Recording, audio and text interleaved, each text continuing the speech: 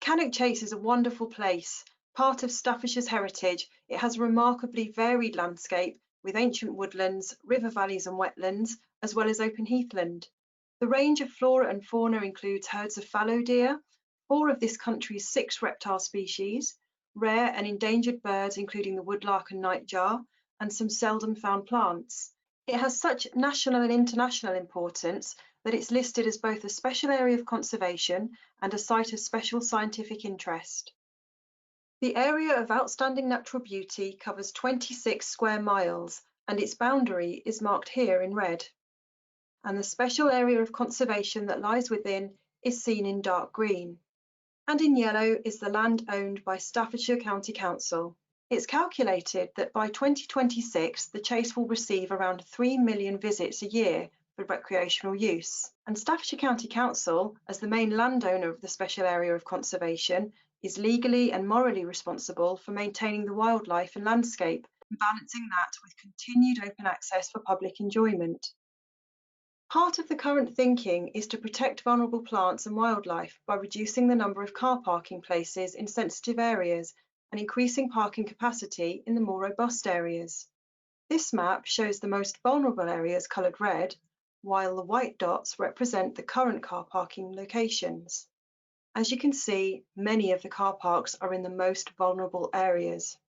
Inevitably, that means official rights of way and unofficial paths and cycle tracks spread out from these locations. This map shows the car parks as dots and all the paths from them. As these paths and routes pass through vulnerable areas, the disruption to plants and species isn't confined to the path itself, but to a wider corridor on either side. As much as we want people to enjoy the Chase, visitors should understand that almost everything we do, from dog walking and rambling to cycling and horse riding, potentially has an adverse impact, whether it's erosion of land and widening trails, littering and starting fires, damaging habitats and endangering species, or affecting the balance of the soil which supports delicate ecosystems. Most visitors to Cannock Chase live within 15 kilometres. And we know that as more houses are built in the area, the more people come to enjoy it. So every time housing developers build new houses, they make a financial contribution to the maintenance and preservation of the Chase. That money is managed by the Cannock Chase Special Area of Conservation Partnership, a dozen or so councils and groups which now wants to spend £7.8 million of house builders' money on a 15-year conservation plan.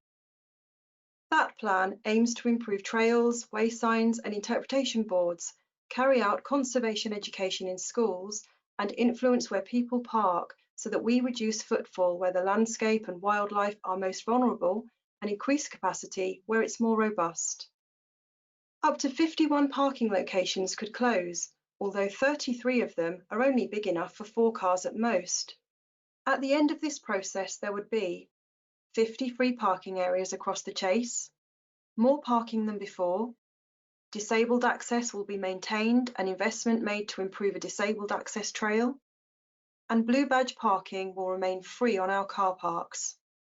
Charging may be introduced at 12 locations, and if it is, it'll cost no more than at Chasewater, which is currently a maximum of £3 a day or less than 10p a day with an annual pass.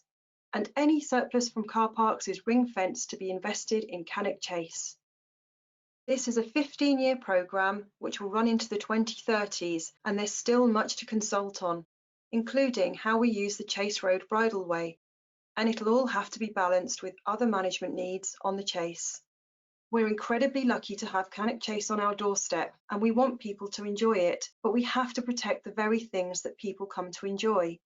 These proposals aim to balance access with that legal and moral duty to preserve what we have today so our children can enjoy the same tomorrow.